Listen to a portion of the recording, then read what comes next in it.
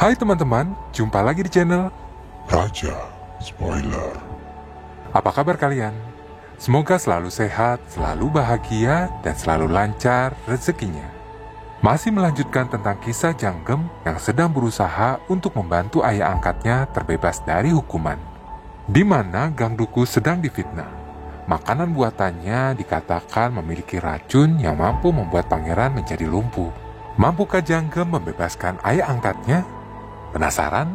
Eits, tunggu dulu. Bantu saya dulu untuk bisa membesarkan channel ini dengan cara subscribe channel ini dan like videonya. Bagi yang sudah, saya ucapkan terima kasih. Dan langsung saja kita mulai intronya.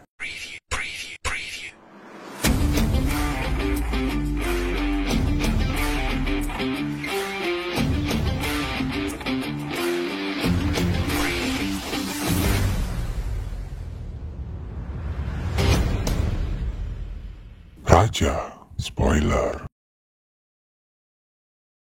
Yungseng yang panik segera berlari mencari Dayang Utama, di mana Dayang Utama sedang rapat dengan Dayang Kepala dan Kepala Kasim, membahas tentang pangeran yang belum sembuh juga. Mereka semua pun pergi untuk melihat apa yang sedang diperbuat oleh Janggem.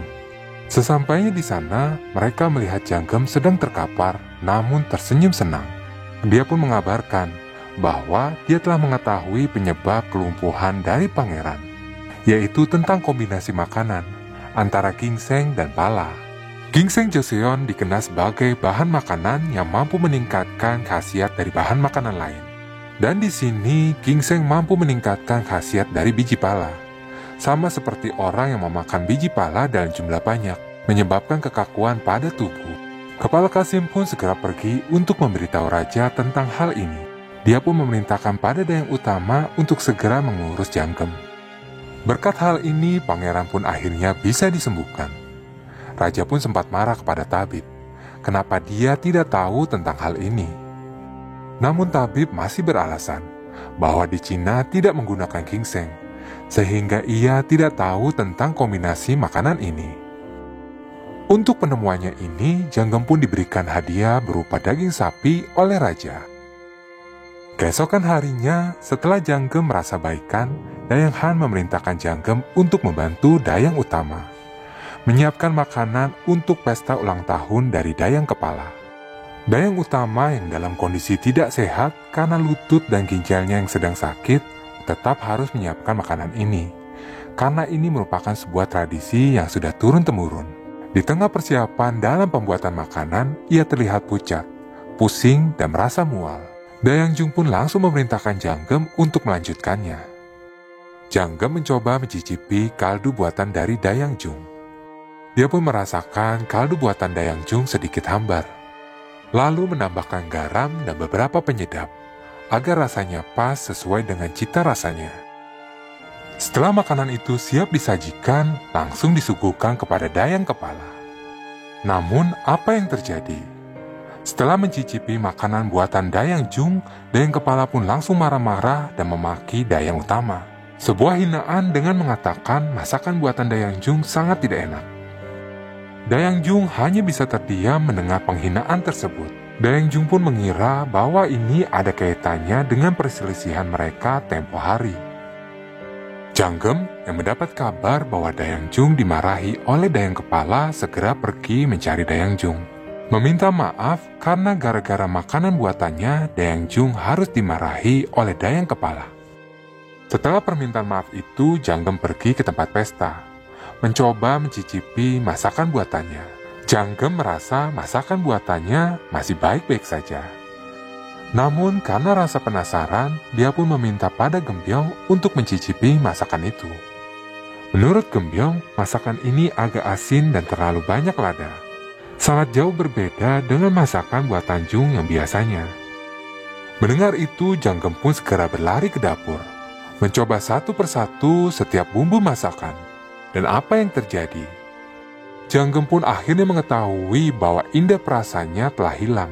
Lidahnya mengalami kebas, dia tak bisa merasakan rasa makanan. Di tempat yang berbeda, Dayang Choi mencari tahu tentang kesehatan Dayang Jung yang sesungguhnya. Dari perawat yang mengurus Dayang Jung, Dayang Choi pun akhirnya mengetahui bahwa keadaan Dayang Jung sedang tidak baik-baik saja. Selain lututnya yang bengkak, ginjalnya pun bermasalah. Dengan memanfaatkan informasi ini, Dayang Choi bekerja sama dengan kakaknya untuk bisa melengsarkan Dayang Jung. Keesokan harinya, Janggem menemui perawat yang mengurusnya. Berkata pada perawat itu bahwa ia kehilangan indera perasanya. Perawat itu menduga karena Janggem terlalu banyak memakan biji pala dan ginseng. Namun perawat itu berkeyakinan bahwa indera perasa Janggem akan kembali normal dan berangsur pulih. Sama seperti pangeran yang keadaannya sekarang sudah baik-baik saja. Namun, setelah beberapa hari Janggem diakupuntur oleh perawat tersebut yang masih tidak bisa merasakan rasa makanan. Ia pun mencoba mencari tahu sendiri dengan meminjam buku pada Mi Chun Ho tentang pengobatan. Namun, dari buku tersebut ia tidak menemukan informasi yang sedang ia cari. Di tempat yang berbeda, Dayang Choi dan kakaknya langsung melancarkan aksinya. Choi Pan-sul langsung menemui Perdana Menteri Oh, meminta dukungan pada Perdana Menteri agar Dayang Choi bisa diangkat menjadi dayang utama. Di tempat yang lain, Dayang Choi pun langsung menemui Dayang Kepala. Mereka pun sama-sama berniat untuk bisa menyingkirkan Dayang Jung. Namun di sini Dayang Kepala mencoba mengingatkan Dayang Choi agar tidak mengkhianatinya, karena wewenang dari Dayang Kepala adalah untuk bisa memilih dan mengganti Dayang Utama. Dayang Kepala pun segera menyuruh asistennya untuk menemui Dayang Jung sambil memberikan obat. Sebuah pesan permintaan maaf dikirimkan dari Dayang Kepala. Permintaan maaf itu untuk rasa marahnya tempo hari. Selain itu, karena dia juga memberikan pekerjaan berat di dapur kerajaan di saat usia Dayang Jung sudah tua dan sakit-sakitan. Seperti mengerti maksud dari Dayang Kepala, Dayang Jung pun telah menyusun sebuah rencana untuk menggagalkan niat mereka. Dan keesokan harinya, Dayang Jung langsung menghadap raja, memohon pada raja untuk diadakan kompetisi untuk memilih dayang utama yang baru. Awalnya raja menolak, karena dia masih ingin mempertahankan Dayang Jung karena dia sudah terlalu nyaman mendengar cerita tentang makanan dari Dayang Jung.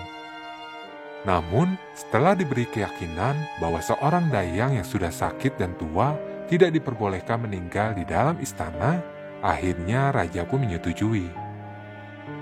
Dayang Jung pun mengusulkan dua nama kandidat, yaitu Dayang Choi dan Dayang Han. Mendengar usulan ini, Dayang Kepala mencoba mempengaruhi raja untuk menolak usulan tersebut.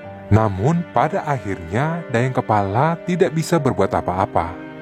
Setelah Kepala Kasih mendukung kompetisi ini dan meminta pada raja agar kompetisi seperti ini diadakan pada setiap bagian. Setelah raja menyetujui usulan ini, tentu kemarahan terjadi di pihak Dayang Kepala dan Dayang Choi. Mereka pun tak mengira bahwa Dayang Jung yang mereka anggap sebagai dayang utama boneka bisa menggagalkan rencana mereka. Pada pertemuan empat mata, Dayang Utama meminta pada Dayang Han untuk tetap melanjutkan visi dan misinya. Tak akan membiarkan siapapun orang memanfaatkan makanan untuk meraup kekuasaan. Mendengar permintaan dari Dayang Jung, Dayang Han pun bertekad untuk mewujudkannya.